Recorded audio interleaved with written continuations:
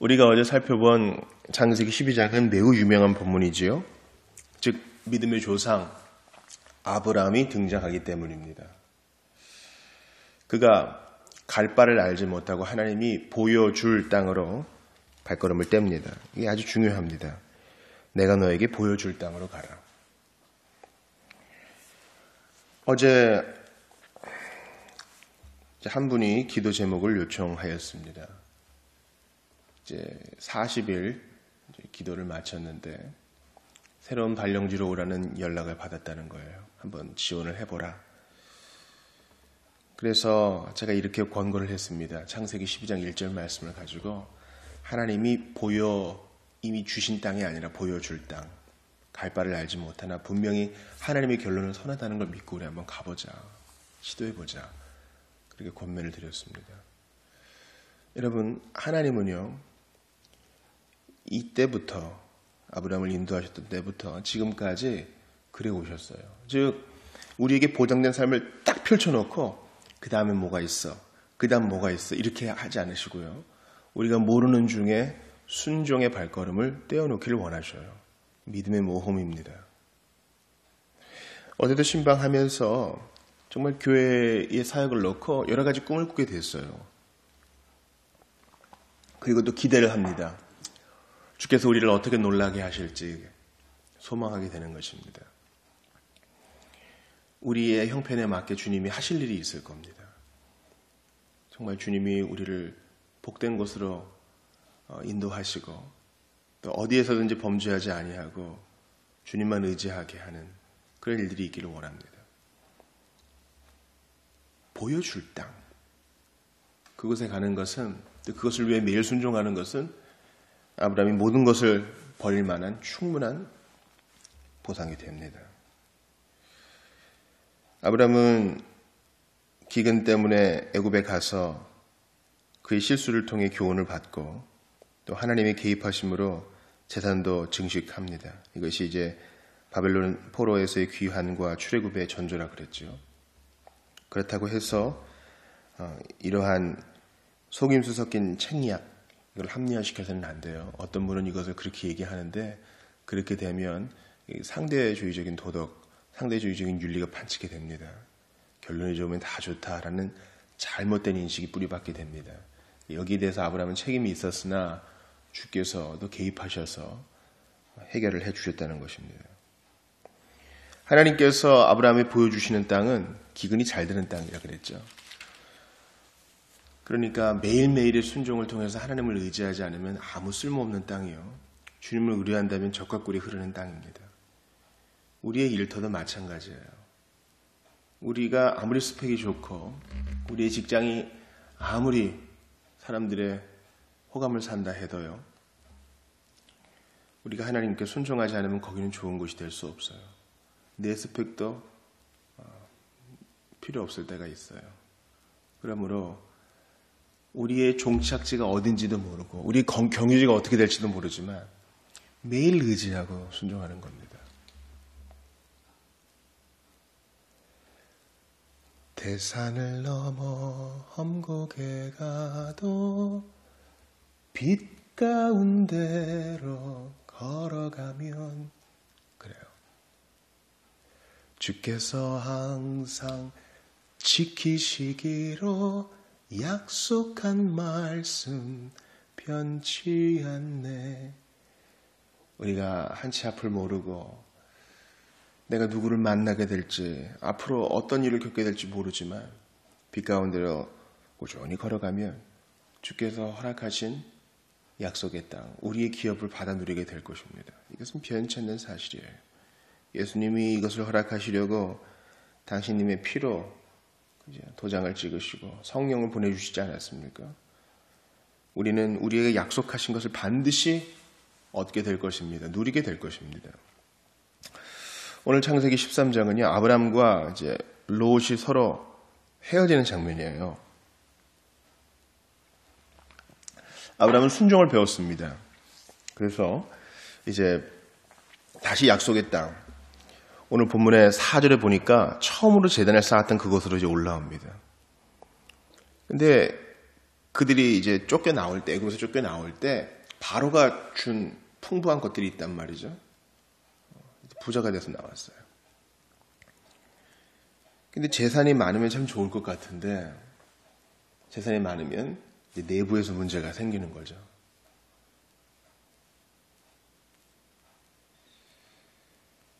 아브라함의 목자와 롯의 목자가 다투기 시작합니다. 왜냐하면 재산은 많고, 즉 양과 소, 당시에는 이 양과 소의 숫자가 부의 측량 기준이었거든요.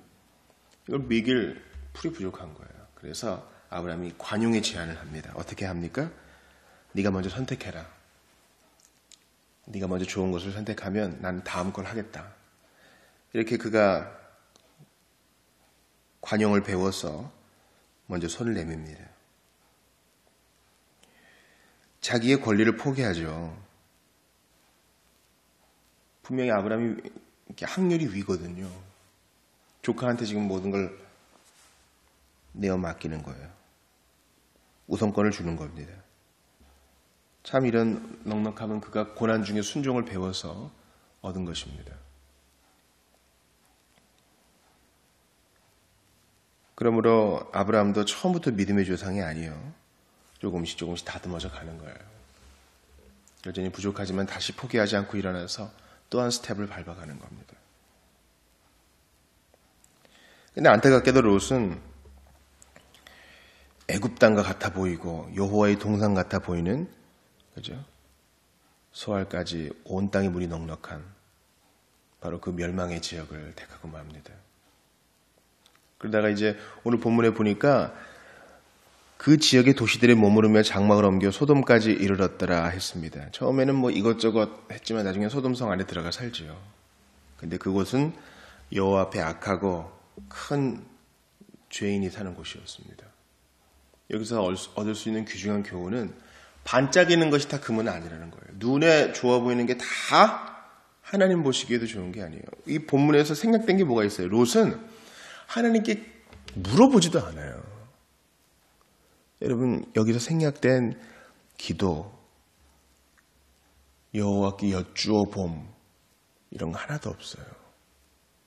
우리 창세기 12장에서도 아브라함은 기근이 났을 때 하나님께 여쭈어 보지 않죠. 고대인들은 기도할 줄 몰라요. 천만의 말씀, 여러분. 아브라함 그 이전 사람들도, 셈의 후손들도 여호와의 이름을 불렀습니다. 셋의 후손들도요. 그러므로 무슨 일을 앞두고 제발 결정할 때 하나님께 기도하는 걸 생각하지 좀 마세요. 하나님께 충분히 물어보고 늦게 결정하는 것이 내 인간적인 잔머리를 굴려서 빨리 결정하는 것보다 100배, 20배 낫습니다. 아니, 하나님께 물어보지 않고 어떻게 살려고 그래요? 그런 담대함이 어디서 나옵니까? 저는 그런 믿음이 너무 부럽습니다. 어떻게 그럴 수가 있어요? 그리고 내 눈에 보기 좋은 대로만 결정하면 롯과 같은 일이 벌어져요. 여러분, 롯의 결국을 아시잖아요. 그 성이 멸망당하고, 물론 롯 개인은 의인이라고 시작의 기자가 말했지만 그의 자매들은 얼마나 비참해졌고 그의 아내는 어찌 그리 되었습니까?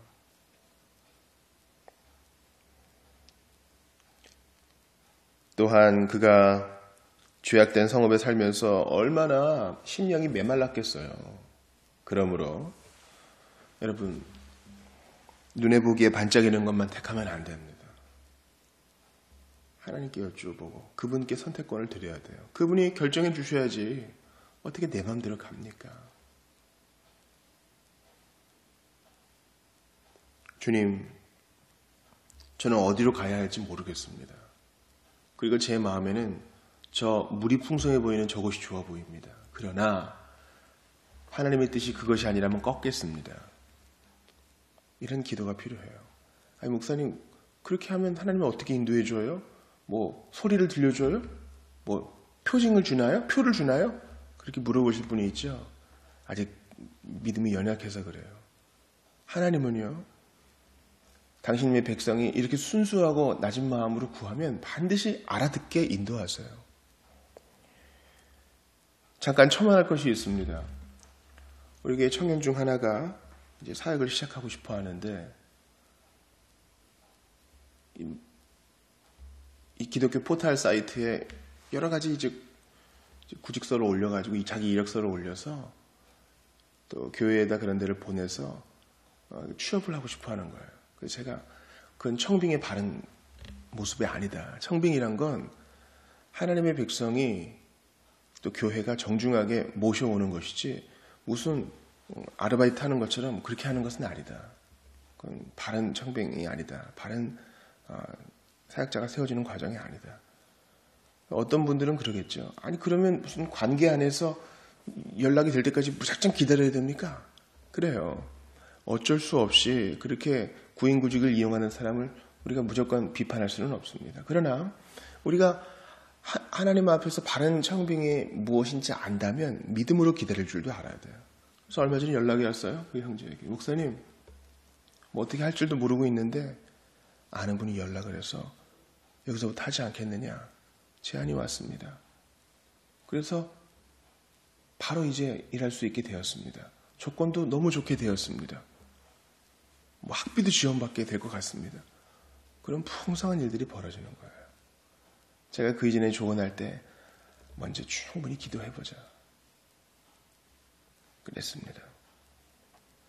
그러므로 하나님의 뜻을 물어보는 일을 생각하고 무조건 인터넷 검색하는 건 아주 나쁜 버릇이에요. 기도하기 위해서 주변을 정리하고 휴대폰 끄는 거 그것부터 시작해야 돼요. 그거 안 하고 친구들에게 아는 사람, 여러분 그럴 때 주님 앞에 중요한 사안을 결정해야 될 때 아는 사람과 내 깜냥과 소위 경력 있는 사람들의 조언이 하나도 도움 안 될 때가 있어요. 하나님 홀로 영광 받으시기 위해 길을 막으시는 겁니다. 그러므로 우리는 주님이 원하시면 물이 없고 건조해 보이고 별로 좋지 않아 보이는 땅이라도 가겠다는 마음가짐을 가지고 모든 가능성을 열어제치고 기도해야 돼요. 그럴 때 하나님이 좋은 거 안 주겠어요? 자녀가 이런 마음으로 서는데 그 어떤 부모가 좋은 거 안 주겠습니까?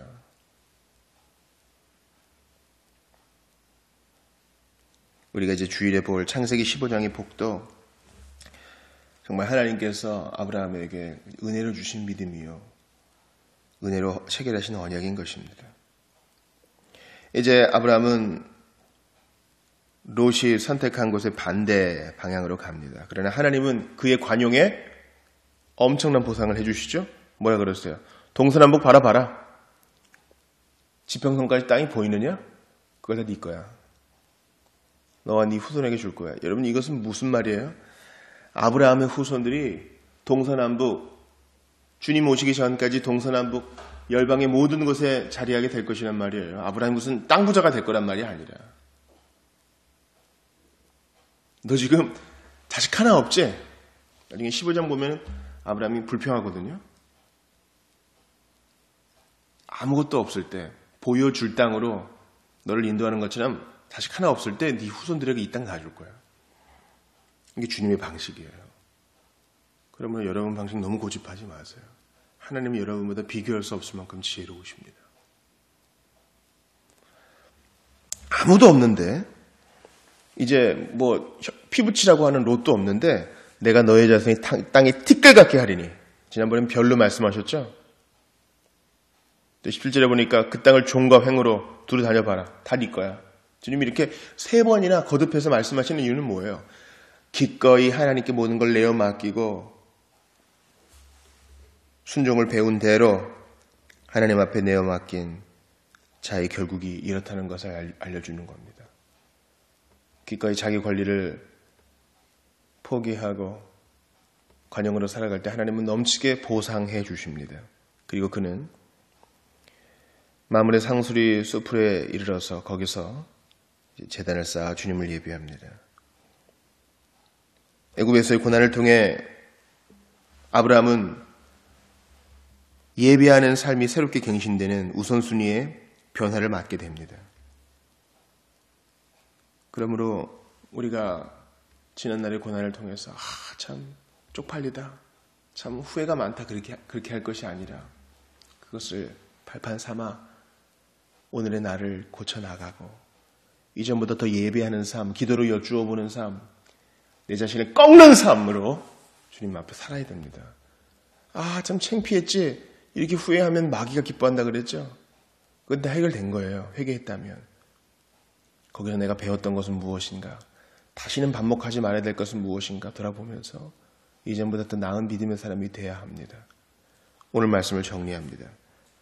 사랑하는 여러분, 중요한 거 결정할 때 중대하게 기도하세요.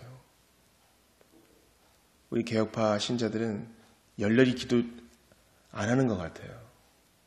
아닙니다. 열렬히 기도해야 돼요. 오히려 교리도 모르고 요리문답도 공부하지 않고 신학의 책에도 허술해 보이는 사람들이 더 열정적으로 기도해서 응답받는 거 보시지 않아요? 그런 거 보고 도전 안 받습니까, 여러분? 그냥 머리로 하나님은 다 선한 대로 하셔. 주님이 하셔. 이래놓고 기도 안 해요. 아니에요. 그러면 록가같이 되는 거예요. 존 파이퍼가 기도하지 않는 칼빈주의자 꼬집었잖아요. 우리는 그렇게 돼서는 안 돼요. 간절히 기도해서 기도는 만사를 변화시킨다. 기도는 하나님의 보좌를 흔든다. 그 프로세스는 이해 못해도 하나님은 반드시 기도를 통하여 일을 바꾸시고 세상을 움직인다. 우리 예수님 보세요. 우리 예수님은 우리 죄인들을 위해서 자기의 권리를 모두 포기하셨어요. 아브라함보다 더 나은 일이죠. 모든 걸 다 포기하셨어요. 자기 목숨까지도. 그러자 성부께서는 예수님께 어떻게 하셨습니까? 하나님이 아브라함에게 이 삼중의 복을 주신 것처럼 예수님께 온갖 보물을 다 허락하셨죠. 그래서 우리는 예수 안에서 그 보화를 얻었어요. 이해가 되세요? 오늘 창세기 13장을 바로 그런 관점에서 볼 수 있는 것입니다. 우리를 위해, 죄인을 위해 아낌없이 자기 권리를 포기하신 예수님. 지금도 관용의 삶으로 우리가 요구하면 그래 기다려주셨다는 듯이 응답의 선물을 나눠주시는 관용의 주님, 그 주님을 의지하는 여러분들 다 되시기를 바랍니다. 우리 기도합시다. 하나님 아버지, 창세기 13장을 보면서 이기적이고 다고하는 저희 자신을 회개합니다. 주님, 저희는 주님께 여쭈어보지 않고 많은 것을 결정하는 잘못을 범했습니다. 그러니 이제부터라도 기도하고 여쭈어보고 결정을 주님께 내어 맡기고 하나님, 안목의 정욕에 따라 행하지 않도록 저희를 꺾어주시고 주님 뜻에 맞추어 살게 하옵소서. 성경에 성령의 인도하심이 조율되게 하셔서 우리의 결정과 선택으로 주께 영광을 돌리게 하여 주시고 바라고 원합니다. 삶의 작은 일도 모두가 주님께 내어 맡겨서 일평생 의지하고 순종하여 약속의 땅을 하나님 앞에 누리고 믿음의 확신 가지는 저희가 다 되게 하여 주시옵소서. 저희 위해 아낌없이 자기 권리를 포기하신 모두 내어버리신 예수님을 기억하면서 우리도 그 뒤를 따르기를 원합니다. 그럴 때 더 큰 복을 받아 누릴 줄 아오니 잠시 잠깐의 유익을 위해서 큰 것 희생하지 않도록 늘 저희를 깨워주시옵소서. 믿음을 버리고 파선한 자 같이 보이는 사람들이 있습니다. 불쌍히 여기시도 속히 돌아오게 하시고 예수 안에 온갖 보화가 있음을 기억하면서 그 예수님께 속히 나아오게 하여 주시옵소서. 언제까지 방황이 계속되겠습니까? 주님, 붙들어 주시옵소서. 하나님 아버지, 간절히 기도합니다. 오늘 올겨울 들어 가장 추운 날이라 하는데 모든 성도들의 가슴은 불처럼 뜨겁게 하여 주시고 이웃에게 사랑을 베푸는데 인색하지 않도록 도와주시며 교회도 그리 될 수 있도록 도와주시옵소서. 오늘 AA 모임이 있습니다. 중독을 끊어보고자 이 자리에서 모임을 갖는 모든 이들 주께서 특별히 사랑하여 주시옵소서. 하나님 아버지, 이 시간 금요일을 살아가며 주께 모든 것 내어 맡깁니다. 부족한 저희 여기 있사오니 저희 기도 들으시고 저희를 통하여 주의 영광 드러내 주시며 오늘도 예수 믿지 않고 죄를 먹고 마시는 자들 속히 주님 품에 안길 수 있도록 성령으로 역사하여 주시옵소서. 주님의 교회 가운데 부흥을 내려 주시옵소서. 예수 그리스도의 이름으로 기도하옵나이다. 아멘.